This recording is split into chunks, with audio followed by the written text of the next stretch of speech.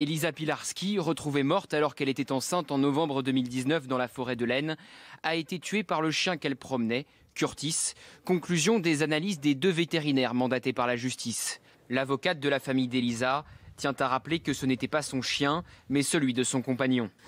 Elisa était avec ce compagnon depuis 9 mois seulement. Elle l'avait rencontré au mois de février. Elle est décédée au mois de novembre. Elle habitait toujours, elle, chez sa maman et son oncle, qu'elle a toujours considéré comme son père, à côté de Pau, tandis que son compagnon habitait vers Soissons. Donc il faut savoir une chose, c'est que lui, travaillant dans une compagnie aérienne, c'est plus souvent lui qui allait voir Elisa que le contraire. Et Elisa, en réalité, avait passé très peu de temps avec ce chien. Curtis serait donc le seul animal à être à l'origine de la mort de la jeune femme, mettant hors de cause les chiens de chasse à courre présents eux aussi le jour de la mort d'Elisa dans la forêt de l'Aisne.